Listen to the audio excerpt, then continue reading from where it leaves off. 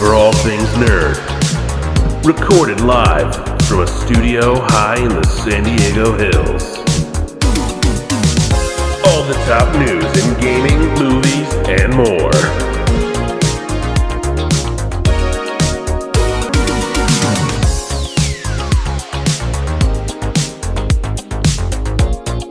And now, your host.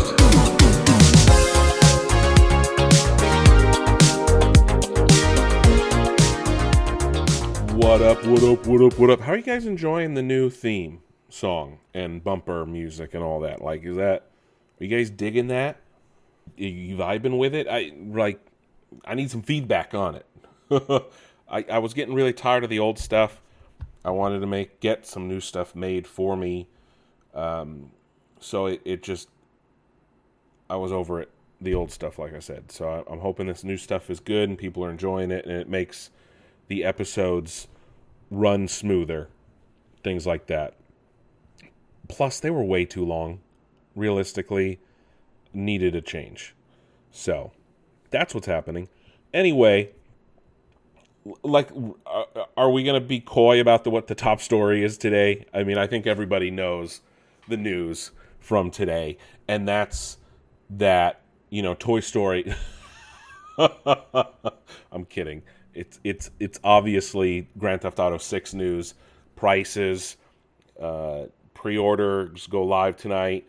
News about the different versions of the game, physical edition, digital versions, all of that. We're going to talk about it all. There's a bunch of new screenshots they released.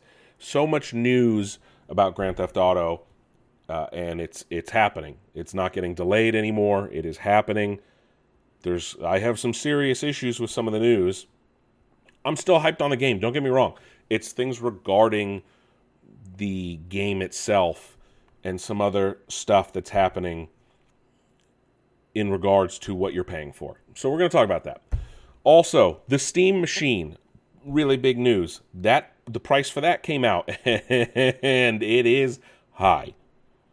Toy Story 5 did dominate the weekend, so that is a story we are going to talk about. And George Lucas is headed back to the movies.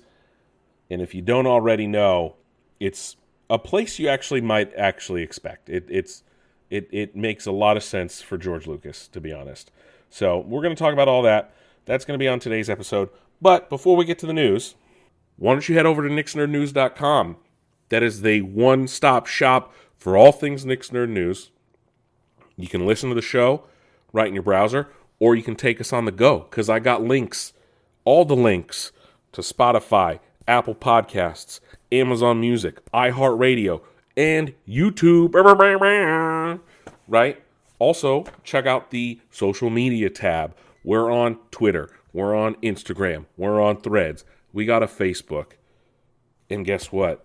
YouTube's also a social media site. What? Anyway, let's not waste any more time and get straight to the news, shall we?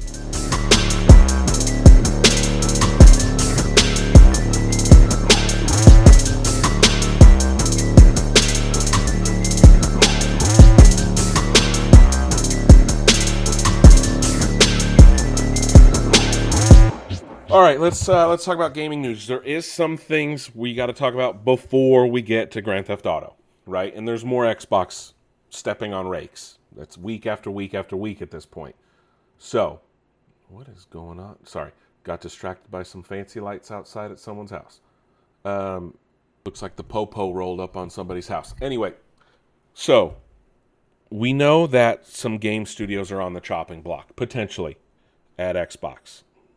I really hope that At World's End isn't one of them, because Age of Empires just came back. Anyway, a few years ago, allegedly, Xbox studios were told to focus on review scores and gamer reactions as opposed to sales numbers. Again, this is a new report that we've heard from Jason Schreier, the king of leakers. He works at Bloomberg. He said on a new YouTube video that he put out that he's claiming, quote, "The word bloodbath has been thrown around among people I talk to who know about what's going to happen. It's going to be bad," unquote. Not ideal. Not ideal. But we've learned, so obviously their sales numbers aren't ideal. They're still profitable. They're just not making the profit numbers that Microsoft wants. So it's unfortunately that we're going to lose a lot of things going on. So many different projects, so many different things. There's so many issues that have been going on at Xbox over the last few years, apparently. So in this report, some studios were told to make games to help fill out Game Pass catalog, growing subscriber base.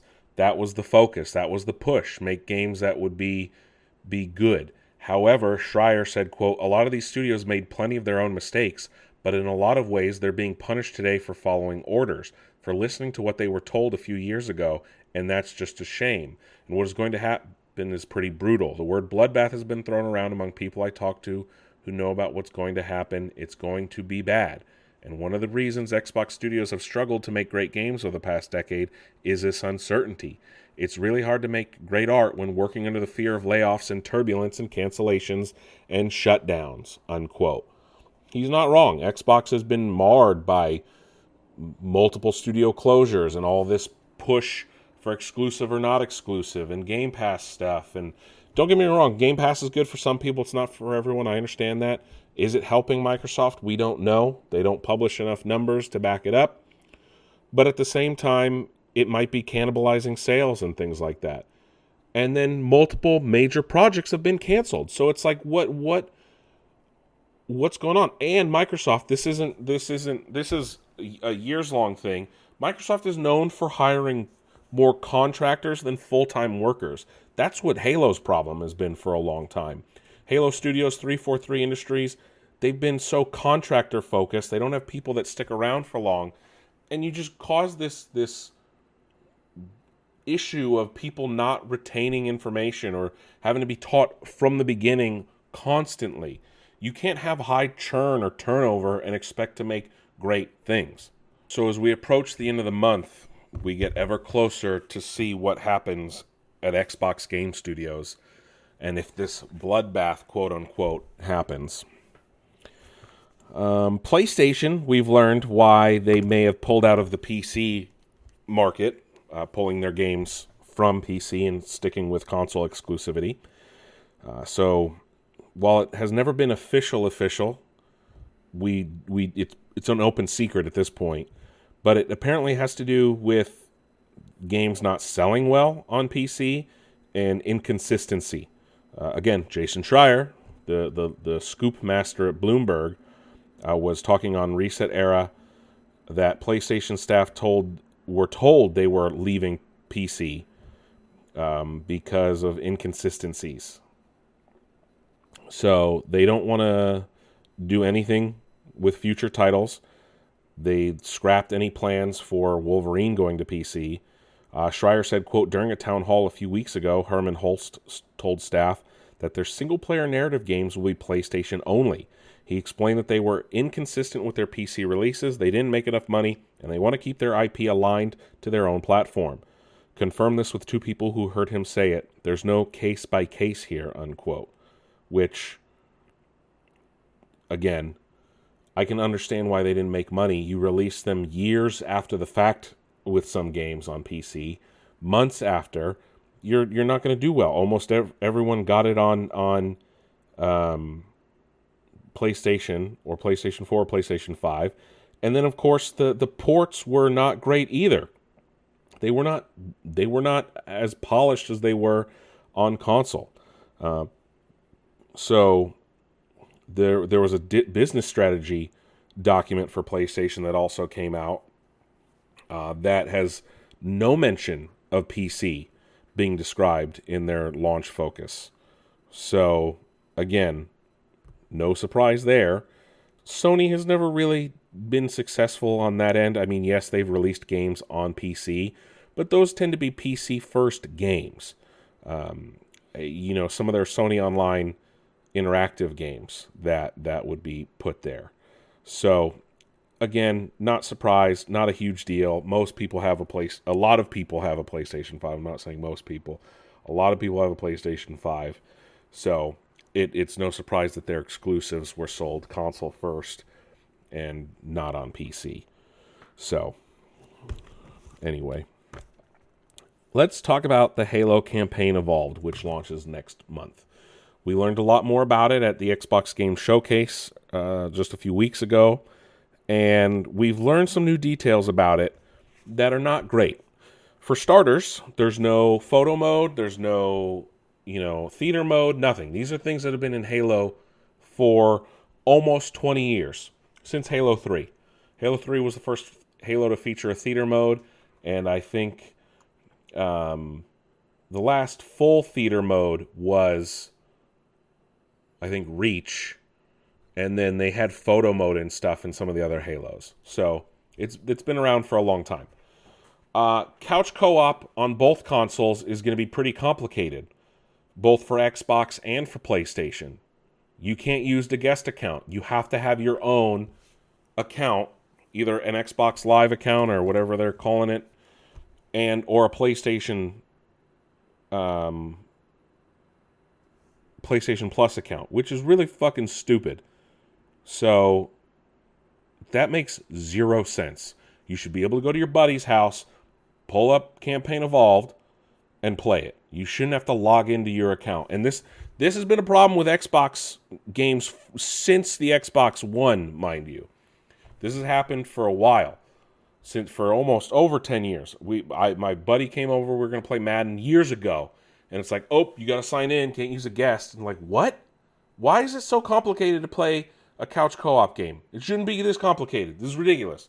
Sorry, PlayStation did clarify that it's not required, but Xbox is still doing it, which is still, that's insane. You shouldn't have to have an account to be able to sit at a friend's house and play. It defeats the whole purpose of couch co-op. There's no horde mode or God, what do they call it on Halo? It's been so long. Wow, I haven't played that in so long. Wow, I'm awful. Firefight. There's no firefight. This is literally, it's campaign only. Also, some things that they're doing do not make sense. So the cutscenes are pre-rendered so that you're not going to bring custom characters or things in. But apparently, they're not going to allow you to play with certain things that appear in the Johnson missions will not be available in the campaign. But some of this other, live service looking slop for pre-order stuff is. Also, nothing. After the game launches, nothing. They're not adding anything to it. Okay, that's strange. Hopefully that means they're focusing on Halo 7, or maybe the remake of 2 and 3 that are heavily rumored. Also, we learned that the stanchion gun, which featured in the new trailer that dropped, which is a gun that people have wanted in Halo for many years. It's appeared in many multimedia forms of Halo over the years. They even dropped a skin for the sniper rifle in Halo Infinite.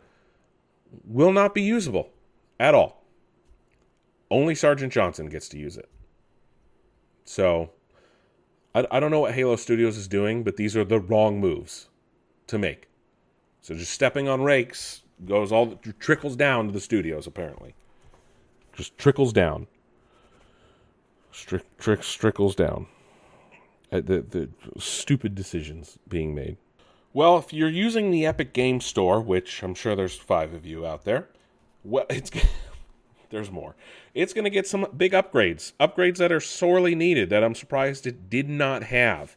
During a presentation at Unreal Fest last week, we learned some new things about the next 12 months that they want for the Epic Game Store and Epic. But it looks like they're adding, third-party patch notes, pre-registration for free-to-play games, storefront re-architecture, library management improvements that are coming sooner rather than later. Some other things that are a little further off.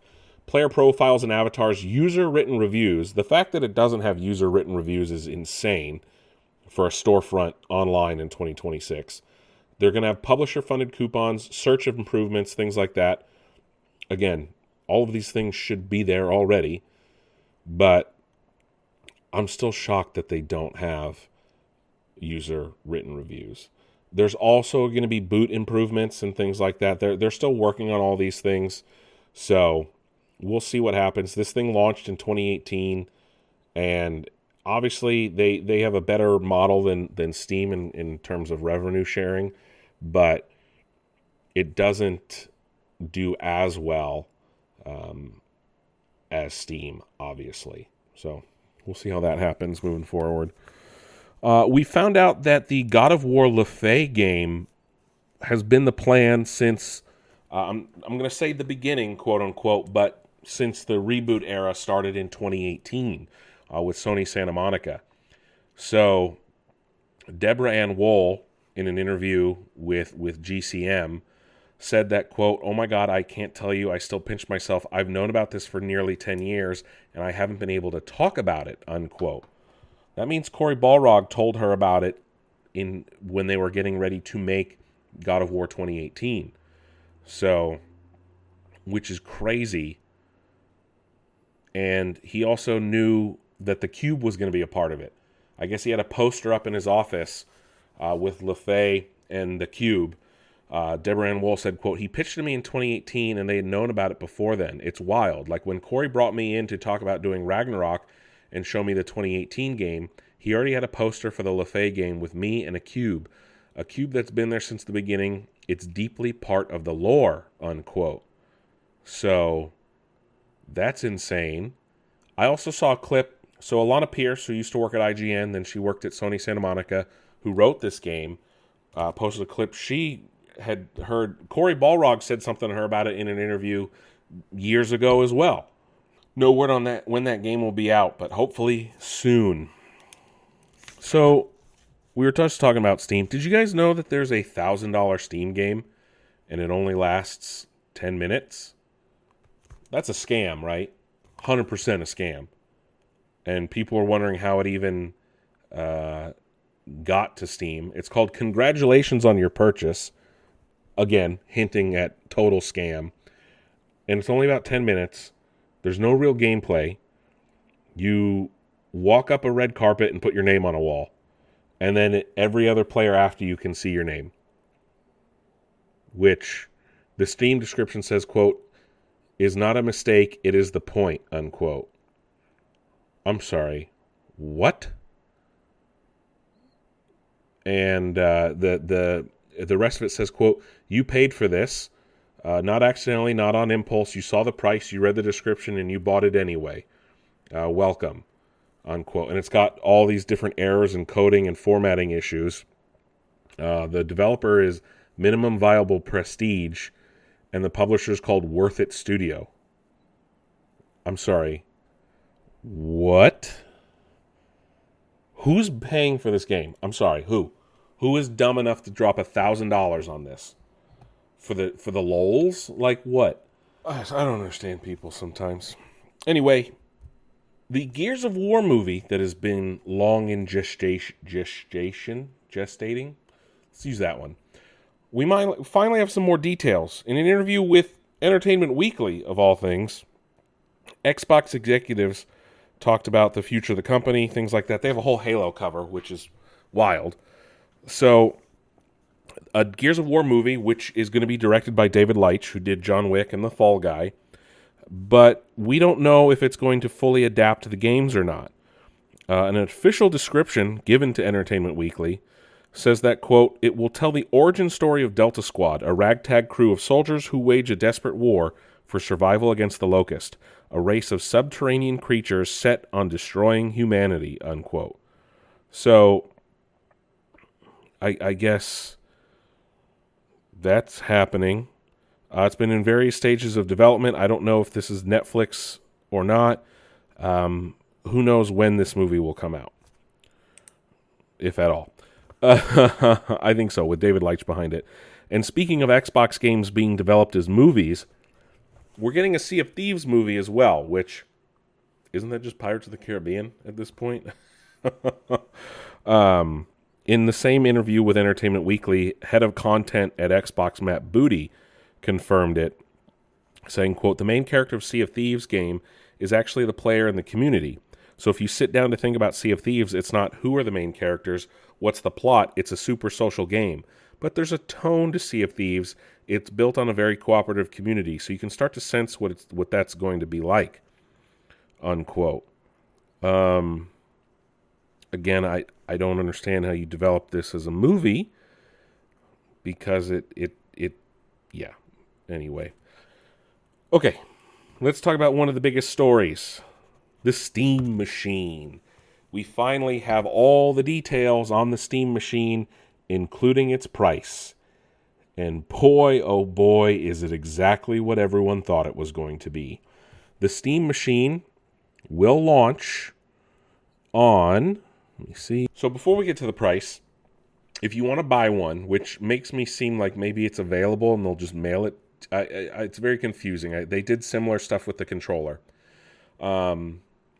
You'll be able to join a randomized queue starting today until starting earlier. When was this? This week, and it ends tomorrow. You can sign up for whichever version of the Steam Machine you want, which will get you into a wave of invites. This is the first wave. Valve will then randomize your entry in order to determine the reservation order. Once that's set, you will get an email that will either let you buy the Steam Machine or let you know you've been added to a wait list. If you don't make it onto this wait list by the 25th, tomorrow, you'll get will be added to the back of the wait list. So that will happen. And that's how it's going to work. So let's get to pricing. The cheapest version of the Steam Machine will cost $1,049 for a 512 gigabyte version and does not include the Steam controller. If you want to get it with a Steam controller, yes, they're not including it, it will cost you $1,128 US, which you are getting the controller at a $20 discount as opposed to its normal $100 price. They also are offering a 2 terabyte model, which will cost you $1,349 US or $1,428 with the controller. So here we are. It's over $1,000. Now, it's in line with a mini gaming PC. So is it a justifiable price? I don't know. We don't know the numbers yet. We'll have to see if it sells out. It probably will, because gamers, the only people that are complaining about prices are online, allegedly. I don't know how people can afford all this stuff. So yes, the Steam Machine is available. It was originally supposed to cost $750, but of course, all the RAM shortages have eaten into that. And yeah, it was probably going to be in the $700 range, but thank you, AI, for ruining everything. Valve does not want to subsidize it like other console makers do with their consoles. So, yeah, I just... They don't want to sell it at a loss, which I understand. I understand given everything going on. But $1,000 for a mini PC is just ridiculous. Valve says it also has to do with the fact that they don't have bargaining power with chip companies like maybe Sony or Microsoft do, which may have led to a higher price point than what those companies get. I mean, but realistically, yeah, it's over $1,000. It will be Linux-based. It looks like a Xbox Series X cut in half, like legitimately. It's like a Steam Machine, but on your desk. So, or like a Steam Deck, but on your desk, right? It's a mini gaming PC. It's not going to have full capabilities like a full PC, just playing games, realistically. If that's for you, that's for you. You know, technically it's a cheaper price point than, you know, buying a full-fledged gaming PC. But here's the specs. For the 512 gigabyte, it will have a semi-custom AMD Zen 4 6-core 12 teraflop unit. That's the CPU. The GPU is a semi-custom AMD RDNA 3 28 CUs, 16 gigabytes of DDR5 plus 8 gigs of GDDR6 VRAM, 512 gigabyte NVMe SD micro SD card slot, Wi-Fi 6E, Bluetooth 5.3 gigabit Ethernet, integrated Steam controller wireless adapter. It's about a 6-inch cube, and it has SteamOS 3. The 2 terabyte version has pretty much everything the same, except it has a 2 terabyte NVMe SSD with a micro SD card slot. So, and it comes with extra faceplates if you get the bigger version. So there's that. Yeah, fucking $1,400 for the version with the controller and faceplates. I like the faceplate thing. I'm not gonna lie. I will say that's a cool thing. We haven't had that since the 360, right? I know there's that feature on the PS5, but it's not the same. But anyway, that's where we live now. That is the cost of gaming now. It's such a lovely world we live in, isn't it? As everything gets more and more and more expensive. Gotta love it. So, Steam Machine. For friends, is it? Nicolas Cage is coming to Call of Duty, folks. Nicolas Cage is coming to Call of Duty. No, that was a terrible impression of him.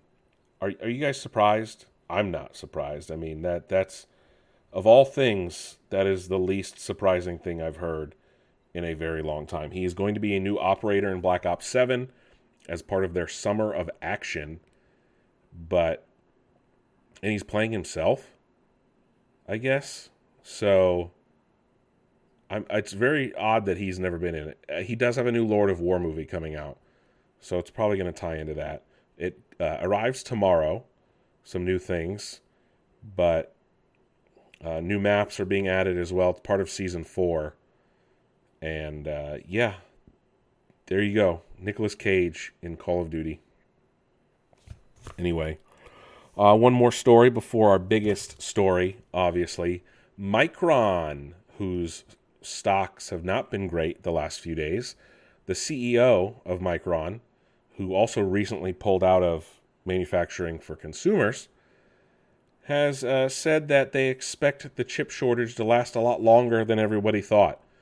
Who's it? Sanjay Mehrotra, who is the CEO, said in the new earnings report for their third quarter, said, quote, "We expect tight conditions to persist beyond calendar 2027 as a result of AI-driven demand across all segments, coupled with structural supply constraints." Unquote. There you have it, folks. The AI shortage, the Rampocalypse, as it's been called, will continue more than likely until at least 2028. Will the new consoles release next year, given this information? Probably not. So, cool. This is great. We live in a hellscape. He followed up his comments saying, quote, "Even as we expect industry supply to improve gradually in 2028, we currently do not have line of sight as to when memory supply will be able to catch up with increasing demand," unquote. All right, cool. Can we just stop with the AI shit now, please, and thank you? It's clearly not working in the way that everyone was expecting it to. So I'm just going to put that out there. But let's talk about good news, right? Let's talk about good news before we head on up to Hollywood. We have as much Grand Theft Auto information as we could possibly want, and we finally got it. So last week, literally on Thursday, the cover artwork was revealed, which, amazing. It looks glorious. Very Grand Theft Auto, very Vice City vibes, and I love it. And then they announced that pre-orders would start tomorrow. Then, today, we got just a massive info dump. For starters, one of the actors from Marvel's Wolverine, which launches in September, will be in Grand Theft Auto 6. Brett Gibson, he is voicing Sabretooth in Wolverine, says he will be playing a character in Grand Theft Auto 6. And then we learned, like I said, pretty much everything about the game. Rockstar is calling it a single-player experience, meaning probably no GTA Online right away. And again, this is exclusive to consoles at this point in time. It will not be available on PC, and I don't think it's going to be on Switch either. But again, they are calling it a single-player experience, saying, quote, "Experience the dynamic blockbuster Oh no, that's GTA Online. Unquote. Forget that. So let's see. Hold on. All right, here we go. Grand Theft Auto 6 will launch on November. What's the release date? 18th, right? November. Why do they bury these in articles somewhere and that I can't find it? November 19th. Grand Theft Auto 6 will launch on November 19th for $79.99. It is a $80 game. They are joining the likes of Nintendo with $80. However, an Ultimate Edition will also be available for $99.99, which features some new options. So it was obviously never going to be $100 for the base game. Having an Ultimate Edition is nice. It's the $80 that is a little frustrating. I think we all know that the industry is going to go $80 wide, given Nintendo's success with it. Pre-orders start at midnight tonight, so there are pre-order bonuses and things like that. We got about 50 new screenshots, and here's my biggest issue with it, and it has to do with the quote-unquote physical edition, which this is not a physical edition of a game. When you buy the quote-unquote physical edition of Grand Theft Auto 6, it will not feature a disc, which is where my issue with the $80 price comes in. Physical games are usually $10 more than a digital game because of the cost of the case and the disc, which is usually around $10. Probably with inflation a little more, but that's realistically some of the cheapest stuff in a game. I should not be paying $80 for a plastic box with a cardboard code. I'm sorry, that's insane. And this is not a physical version of a game. Having a download code in a plastic box is not a physical version of a game. You guys all know that I am a big, massive proponent of physical media. That way you technically own it. I'm not going to get into the shenanigans of digital rights management right now. That's a whole nother conversation. But you will not get a disc of this game. There is an upside. You can get the physical version, quote unquote, starting November 12th in advance of the launch on the 19th. Which means you'll be able to start preloading the game onto your console. I do not understand this move at all. At all. This is not a physical edition. It's not. So, we got the price, the pre-orders. It is a single-player game. Will there be a new version of GTA Online at some point? We do not know. The Ultimate Edition is available. There's also pre-order bonuses. If you purchase it or pre-order it before November 20th, it will include the Vintage Vice City Pack, which is a collection of items that say, quote, flashback to when the neon burned brightest, unquote. You'll also get a free month of GTA Plus for digital pre-orders. If you get digital versions of it, you'll be able to preload beginning November 12th. The physical version will also be available starting November 12th to support preloading.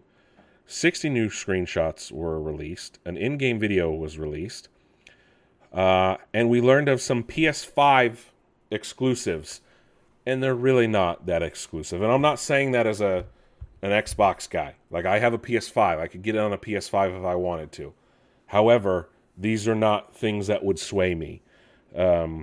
Sony is claiming that it will play best on PlayStation 5 Pro, but saying that, quote, thanks to the close partnership between Sony Interactive Entertainment and Rockstar Games, Grand Theft Auto 6 will play best on PS5 by taking advantage of PS5's immersive features to deliver a deeply engaging single-player experience when it launches on November 19th, unquote. However, some of these features, again, like I said, are stupid. So it will highlight. It's Tempest 3D audio tech that they're saying will, quote, allow you to surround yourself in the distinct landscapes of Leonida through highly accurate audio positioning. The game will also leverage the PS5's ultra high speed SSD to experience GTA 6 with near instant load times, unquote. Okay, I'm pretty sure lately games have actually been running better on Xbox than PlayStation. Plus quick resume. Not they're not selling me yet, because Sony's Tempest audio is very much like Dolby Atmos, if you have that. They also said it will feature special sounds to come out of the DualSense controller and utilize the DualSense's haptic feedback triggers. These are not reasons to buy the game on PlayStation 5. I'm sorry. Those things are gimmicks. They are not real features. Again, I've said this before with other PlayStation 5 games. My biggest issue is, will more studios switch to not putting a disc in? Let's talk about the Ultimate Edition, though, which I'm very excited about. So, let me go over the pre-order bonus first, the Welcome Back to Vice City. That will feature the Timeless 55 Vapid Stainer sedan and garage alongside Ocean Beach. So that's like the old school, like 1950s style Chevy Bel Air. You'll get special outfits and hairstyles with Jason's effortlessly chic linen suit in vintage pastel, complemented by the cut and coif of the decade of decadences. This is straight off of the Rockstar website. And then Lucia gets a red sequin mini dress and curls. They're calling it the World Is Yours dress. Haha, more Scarface references. You'll get special weapons with a skin that is reminiscent of Tommy Vercetti's button-up shirt, so it's almost the exact same pattern. That is the Vintage Vice City pack that comes with pre-order. That's the pre-order bonus. Let's talk about the Ultimate Edition. So it will be, the story sounds like it's going to be set across multiple points in time, so very reminiscent of Red Dead Redemption 2. It will come with the 95 Grotti Cheetah. So remember, the Cheetah is based on Ferrari. So that is a special edition car that you will get with it. You get the new Hawk and Little Morgan revolvers. Haha, wink nod. Hinting at Red Dead Redemption. You get personalized variants of guns and things like that that you'll be able to feature. You'll get special outfits for both Jason and Lucia, or Lucia. We don't know how her name's going to go. I don't remember. Oh, that's a cool shirt. I'm not going to lie. You get special safe house vehicles at Jason's safe house and things like that. More special vehicles like the Vapid Ganado and Lowrider. Rideout Customs, which is a new mod shop exclusive to Ultimate Edition owners. You'll also get access to Sarah's Unisex Salon, a special store. A special boat, the Shih Tzu Squallow. A Stock 305's clothing store is exclusive as well. The 67 Vapid Dominator Buggy special vehicle. The Electric Fang Tattoo Shop, also exclusive. The One-Eyed Willie's mod shop, exclusive. Special shirts and gear that will also be featured. That's cool. Gang Compound, Pitt Youngin's Illegal Goods Store. Special Commission Classic Car Collection is available as well. And special missions. These will all be available in the Ultimate Edition when it launches later this year for $100. Just mind you. Like I said, there's all new screenshots and videos and things like that, all available. Available on the Rockstar website for Grand Theft Auto 6. So, one thing I'm surprised at is that some retailers now are refusing to sell the game because of the lack of a physical edition. At least 2 retailers we know are refusing. Hopefully there's no scalper issues with the Ultimate Edition. I will say that, because it's not really, a game. But hold on, let me pull this up. Video Games Plus in Canada, an independent retailer known as Lootbox Gaming, said they will not sell GTA 6 at all, because they do not sell games that are just digital download codes. Video Games Plus said, quote, "For nearly 40 years, VGP has been committed to supporting physical media and preserving the value of physical game ownership. As part of that commitment, our company policy is that we do not carry physical products for video game consoles that contain only a digital download code. Based on the information currently available, the physical release of Grand Theft Auto 6 for the PlayStation 5 and Xbox Series X is expected to be a code in-box product. As a result, VGP will not be offering it for sale under our current company policy," unquote. Lootbox Gaming said the same thing, saying, quote, "When we started LBG, it was out of a love for our favorite form of media, gaming, as well as the preservation of said media. If a product can't honor the people who pay their hard-earned money to purchase it, then we have no business trying to sell it to our customers, whom we value above anything else," unquote. Yeah, I kind of get that. I'm still going to buy the game. I want that cover art. So I'm torn. I'm really torn. But we got more information about the characters and everything like that. I wish we got a new trailer. That's the one thing we still haven't gotten. But we learned about some other new characters as well. I am all in on this game, and I cannot wait for when it comes out in November. So some positive news, things like that. Hopefully you guys get your hands on a pre-order today or sometime in the future. I really hope there isn't a limit on the collector's edition. I would really like to get my hands on, or the Ultimate Edition. There probably won't be. But then again, this is Scalperville as of late. So I wouldn't be surprised if everything goes to shit when people try to pre-order this game tonight. So that's it for gaming.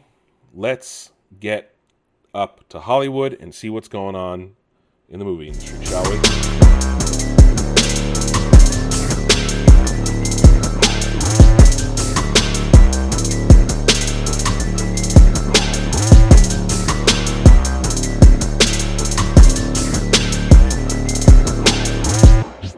All right, so a few years ago, we got a little bit more details about the canceled live-action Star Wars show that it was in development before George Lucas sold all of Lucasfilm and Star Wars and everything to Disney.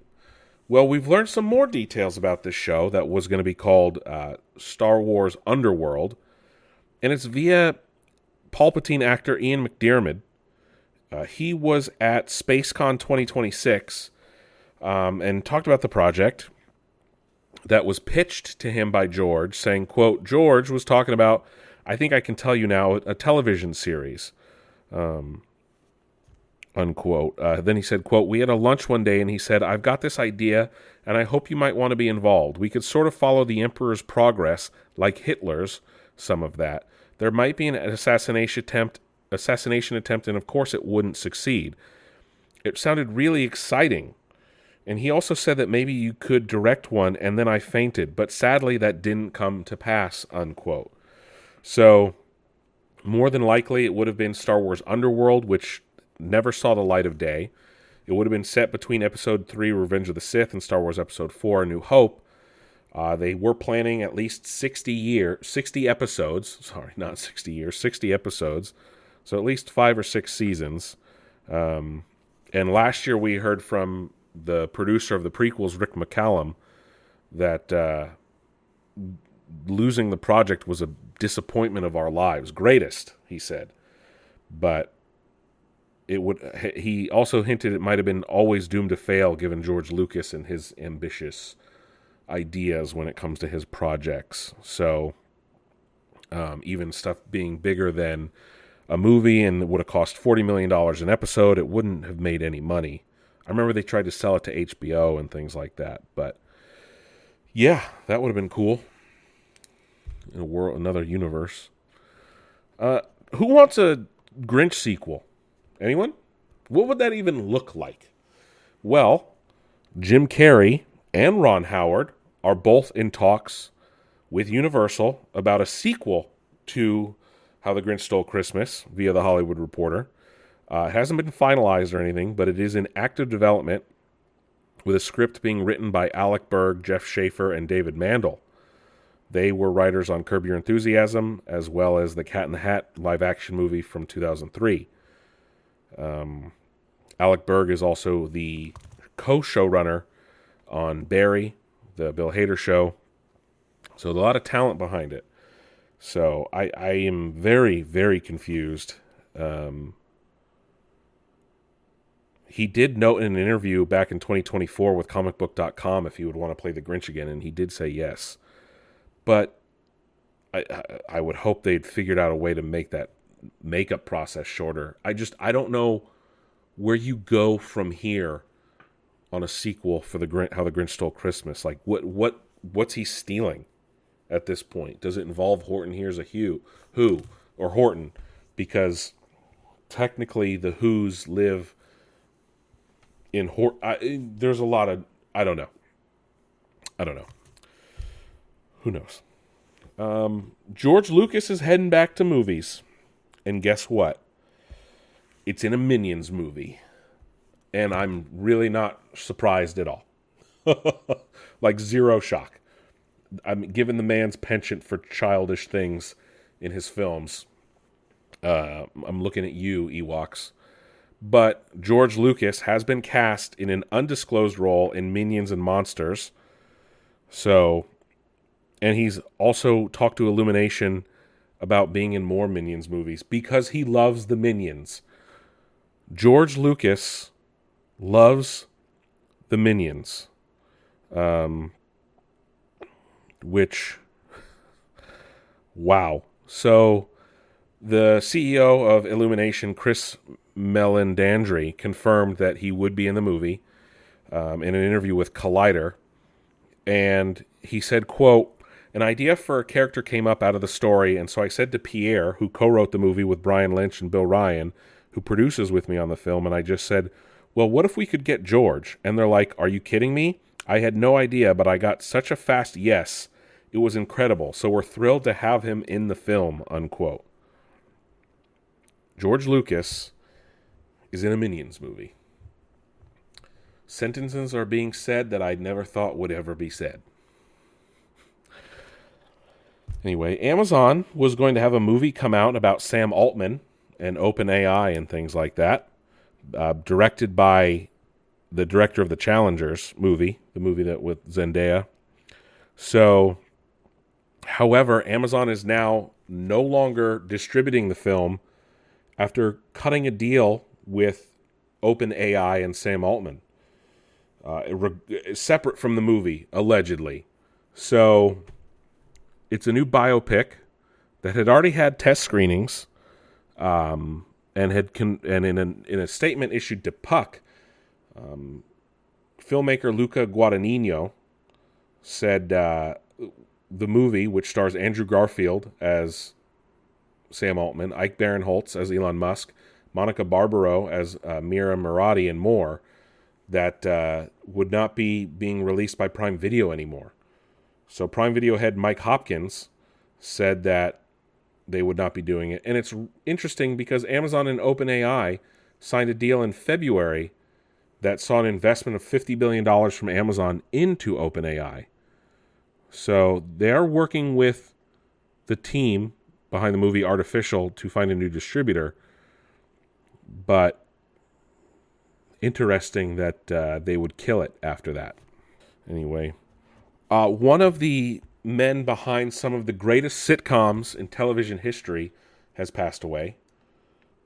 And you could put him up with Norman Lear. James Burrows has passed away at the age of 85. He was the co-creator of Cheers, director of many Friends episodes, and the director of every Will and Grace episode.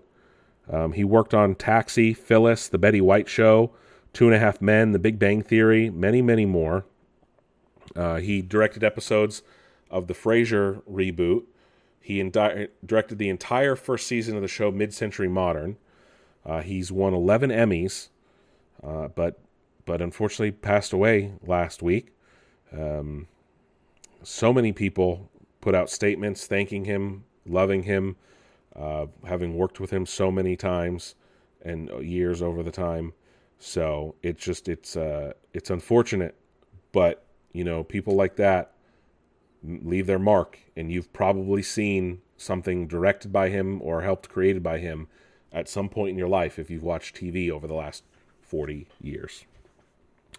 Famke Janssen is calling out Marvel Studios, saying they made a mistake by not bringing her back, saying, quote, "I'm so bad at keeping secrets that I always say to everyone I'm the worst actor in the world because it's all on my face. You right away will read it. So, I think they made a mistake, but hey, who am I? I'm just a little me who thinks that," unquote. Now, do you think she's saying that to cover up her being in Avengers Doomsday? Or do you really think they didn't cast her in Avengers Doomsday because they want the focus of Jean Grey to be on Sadie Sink in Spider-Man? I think she's playing coy like every other actor who says this shit and then they end up being in the movie. I don't know anymore. I don't believe actors anymore when it comes to Marvel movies. Granted, Marvel has a sniper pointed at them at all times. I'm kidding. They do not. But it feels that way sometimes with how they talk about their movies. A Sesame Street movie is in the works after Netflix secured rights after a bidding war with Universal, which wouldn't they get the rights anyway because they stream the show? But if it's anything like Follow That Bird, then it should be good.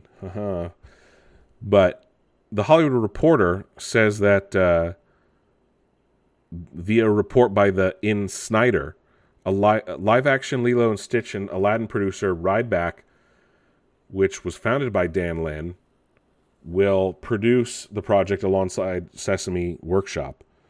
Dan Lin's at Netflix? No other details are known at this point or how the movie would play out. The Hollywood Reporter says it was between Netflix, Universal, and Warner Brothers, with Warner Brothers leaving first, given its whole acquisition issues. But I guess Rideback's plan for it won over Sesame Workshop and Netflix. But, the Daniels might have been in as producers, or Phil Lord and Chris Miller. But looks like Netflix ultimately won out. Which, again, makes sense. It's already streaming the show. Toy Story dominated the weekend box office, having the strongest preview opening on Thursday of the year. They brought in $17.5 million domestically, beating out Michael, which had $12.5 just a few weeks ago. And ultimately led to one of the largest domestic weekends for the year, with $160 million domestically, another $152 internationally, bringing in $312 million for a global opening weekend. It is the biggest opening weekend, both domestically and globally, and biggest opening weekend in franchise history when not adjusting for inflation. Wow. Will it hit the $1 billion mark? More than likely. So, granted, will it do as well as Inside Out 2 or Zootopia 2, with each of those both making over $1.5 billion? So, we'll see. It's got good reviews. Disclosure Day struggled at the box office with a 62% drop, bringing in only $17 million domestically and $18.7 internationally. It has made about $160 million total, but it had a $115 million budget. So it needs to make another $150 million to break even or even turn a profit. Will it continue to do well is another story. Obsession has brought in $333 million globally. Backrooms has brought in $300 million globally. Both of those movies were made by by pennies, realistically. But again, no movie review for me this week. It was hard to find tickets again, and realistically, given the Steam machine and Grand Theft Auto coverage, it's probably best that I didn't have a movie coverage in there. Don't expect Tom Hanks in a Toy Story 6 if it ever happens, but can we not make any more Toy Story sequels? How about that? We don't need any more, even if they're good.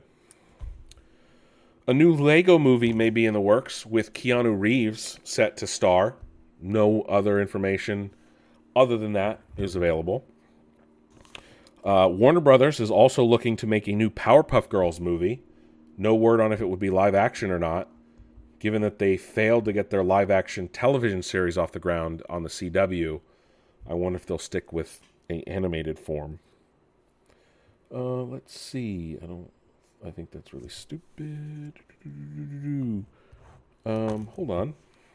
Here we go. Let's talk about this. Oh yeah, it's an animated movie of the Powerpuff Girls. No surprise there. Variety reported that. Shaolin Soccer, great movie directed by Stephen Chow, who also directed one of my favorite movies, Kung Fu Hustle, is releasing a new movie this year called Kung Fu Soccer, a spin-off of Shaolin Soccer. Is expected to release in theaters this year in North America, which tells me I guess it's already out around the world. The Hollywood Reporter says Kung Fu Soccer stars, quote, the MA women's football team who use martial arts to help fuel their underdog run in a tournament called the Supreme Invincible Cup, unquote. So, if it's anything like his other movies, it will be heavy on physical humor and good jokes and everything like that. Kung Fu Hustle came out so long ago. Even Shaolin Soccer came out in 2001. So it's been a while. We'll see what happens. It's going to be released by Encore Films. It's his first movie since 2019's The New King of Comedy. So it'll be interesting to see how this movie does when it comes out. DC Studios has announced a new animated Batman movie, or I guess DC Comics. Who released Warner Brothers Animation, right? Nightfall Part 1 will release this year, Part 1 of 3. And we now know the voice cast via IGN from DC, Warner Brothers Animation, Warner Brothers Home Entertainment. Part 1 of a trilogy will release this fall, directed by Jeff Wemister and written by Jeremy Adams, adapting the Nightfall storyline by Doug Mensch, Chuck Dixon, Alan Grant, Dennis O'Neil, Peter David, Joe Duffy, Jim Aparo, Graham Nolan, Norm Breyfogle, and Jim Ballant. Nightfall will star Anson Mount of Star Trek fame as Batman Bruce Wayne, Michael Mando of Spider-Man Brave New Day as Bane, and Pablo Schreiber, most recently in the Halo television show, as Jean-Paul Valley or Azrael. The official synopsis says, quote, when the mysterious behemoth known only as Bane frees Batman's entire rogues gallery from Arkham Asylum, the Caped Crusader is pushed to his mental and physical breaking point, unquote.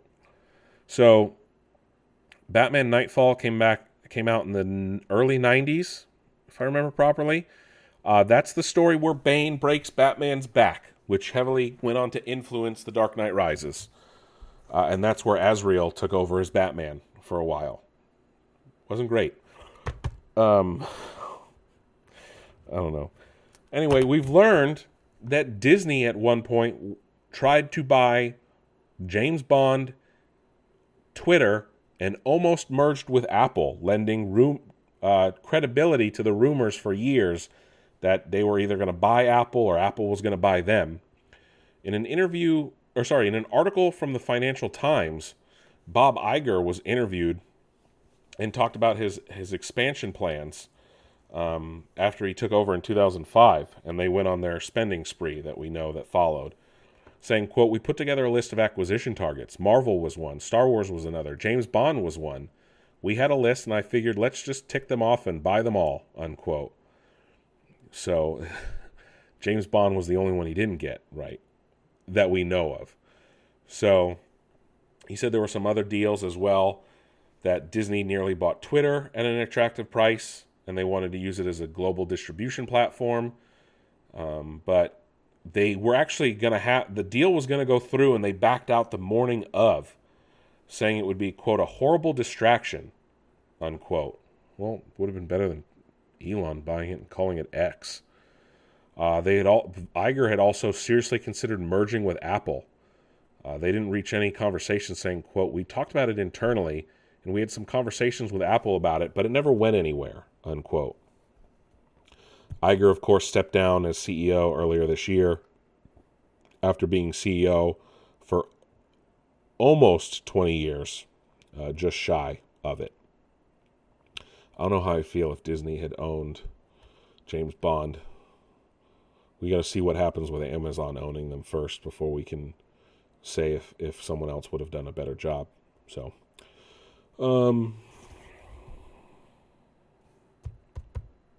you know what? Speaking of James Bond, it looks like we know who they're looking for, at least. And no surprise here, but Jacob Elordi and Callum Turner are at the top of the list. While Amazon gets closer to their next Bond, and Denis Villeneuve has been, of course, hired as director and has been interviewing actors, Deadline is reporting that Villeneuve has been calling actors who have auditioned for Bond and informing them if they have a second round of auditions or not. So they did begin casting earlier this year in the spring, but Deadline is also saying that there's contradictory information going around from their different sources. There may be candidates narrowed down to between 5 and 7 or up into the teens, but there's less than 20. So we do know that Harris Dickinson, Callum Turner, and Jacob Elordi fit the quote-unquote the prototype of what they are looking for via Deadline, but we don't know if they've auditioned or are pursuing the role. It might be time, though, before we learn about it, because they don't plan to shoot the movie until next year, so a cast probably won't be announced until later this year. That's all we know about James Bond. But realistically, those are names I like. Jacob Elordi is a great actor. I think he might be a little too tall. But again, we want British actors. And Callum Turner, I don't remember what movie he was in. Oh, yeah. He's the guy who just married Dua Lipa. I want Callum Turner as James Bond. He's got the James Bond look. Jacob Elordi might be too thin, right? Callum Turner's got that suave look, and he's a little bit barrel-chested. I know he's a little older. He's a year older than me, 36, which might be a little too old if they want to start. No, he could be James Bond for another 15 years or so. That would work. So we'll see. We'll see what happens with James Bond.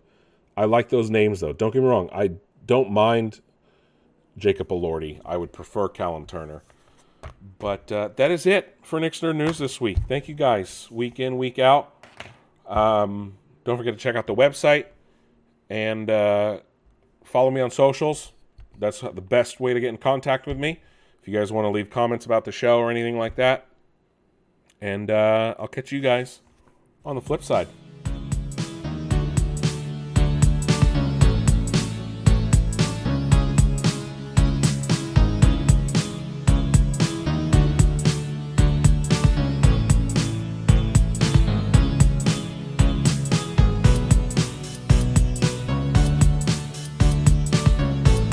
Thanks for listening to Nick's Nerd News. I'll catch you guys